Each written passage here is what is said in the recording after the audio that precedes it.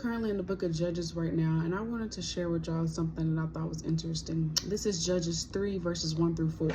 Now, these are the nations which the Lord left to prove Israel by them, even as men of Israel as had not known all the wars of Canaan, only that the generations of the children of Israel might know, to teach them war, at the least such as before knew nothing thereof, namely 5 lords of the Philistines, and all the Canaanites, and the Sidonians, and the Hivites that dwelt in Mount Lebanon, from Mount Baharam into the entering in of Hamath. And they were to prove Israel by them, to know whether they would hearken unto the commandments of the Lord, which he commanded their fathers by the hand of Moses.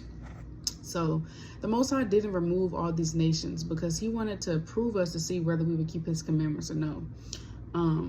And it just made me think, the Most High's not going to always, it's kind of similar to what I posted on the other day about the Most High's not going to always remove your problems, but he's going to use your problems to build you.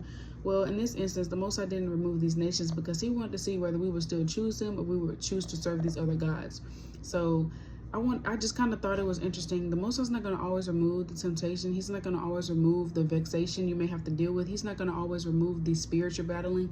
He's not always going to remove the problems you're facing because he wants to see whether you will still choose to serve him on a daily basis. Will you still make time for him and choose him when you're dealing with problems? Will you still make time for him and choose him when you're battling spirits? Will you still make time and choose him when you're dealing with vexation? Will you still make time and choose him, or will you serve your flesh and do what feels easy, but you'll face greater consequences later?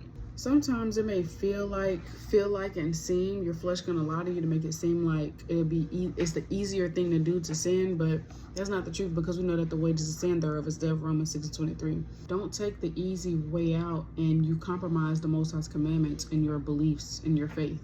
Have some integrity and still serve the Most High no matter what you're faced with.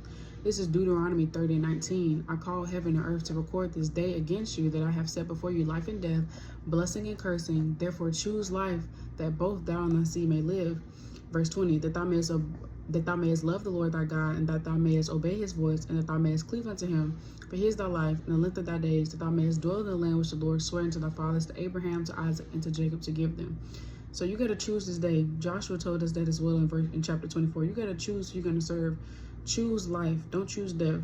So choose life no matter what you're going through, because the Most High is ultimately proving all of us to see whether we will keep his commandments or no. When you're going through it, when you're dealing with pain, problems, vexation, tribulation, spirits after spirit, are you still going to show up?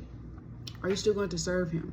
Are you still going to keep your integrity, or are you going to compromise and break his commandments because that feels like the easy thing to do, because that's the cool thing to do? Don't get caught up in this world and trends and what seems cool. Obey the Most High, because we know at the end we all have to stand before the judgment seat of Christ. We have to give account of everything we've done and said. So don't get caught up what feels good. You're trying to be cool and pleasing liked by men, because you got to answer to God for that at the end of the day. So keep your integrity and remain obedient. Shalom.